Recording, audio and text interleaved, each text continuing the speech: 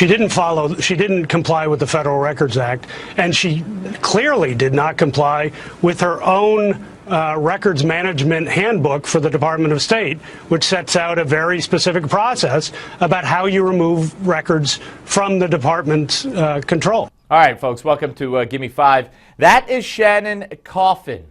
He is a former Justice Department official. He is certain that there are big problems here, or could be big legal problems here, for Hillary Clinton. Now, I want you to watch and learn. And the crux of the matter is, did she sign a document, which we'll get to at the end?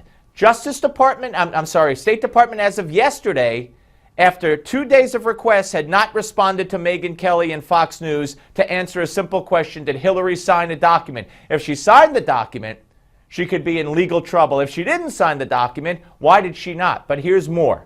Before you leave the State Department, you have to jump through a bunch of hoops, as it turns out, when it comes to your email and your documents, including you must prepare an inventory of personal papers and non-record materials that you are proposing for removal. You must then request a review of those materials that you've proposed for removal. And then the rule requires the State Department to do what?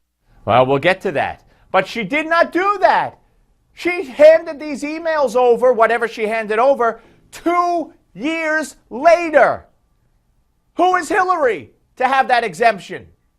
So, requires you to do what? Here it is. The records officials of the State Department have to actually go through those records with her and determine if she wants to remove them, take them with her. She says these are, say, personal documents. Determine whether they are, in fact, personal documents. And the State Department Records Manual says that's kind of a difficult call, and it requires the professional judgment of a records official.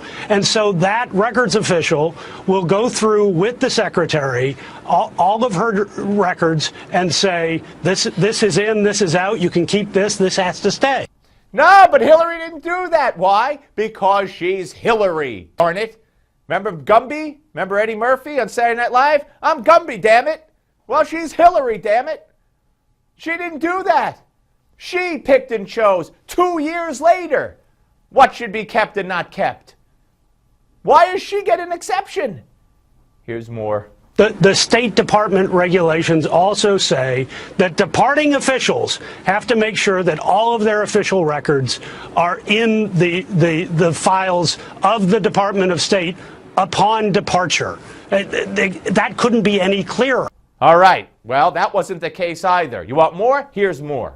Departing officials, quote, must ensure that all record material they possess is incorporated in the department's official files, and that all file searches for which they have been tasked have been completed. Right. This is a big one. Such as those required to respond to FOIA, Freedom of Information Act, congressional or litigation-related document requests. And it goes on to say, and by the way, if you don't do it, all State Department employees, including the Secretary, fines, imprisonment, or both may be imposed for the willful and unlawful removal and destruction of records as stated in the U.S. Criminal Code. Yep, and more.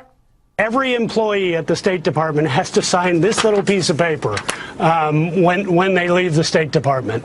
And it says, I certify, basically under penalty of perjury, that I have returned all official records that were in my possession while I was an officer of the Department of State. So where is that document, Megyn? And if there isn't, if she didn't sign that, why not? Because she's Hillary, damn it. Put an Eddie Murphy costume on her. And one more. The form itself says, hey, before you sign this, understand that you are certifying something that we can prosecute you for. Making a false statement in this context, knowingly and willfully, which I can't imagine anything more knowing and willful than knowing you have 55,000 records sitting in your home. If you do that, it is a felony, punishable under 18 U.S.C. 1001. On the Steve Malberg Show.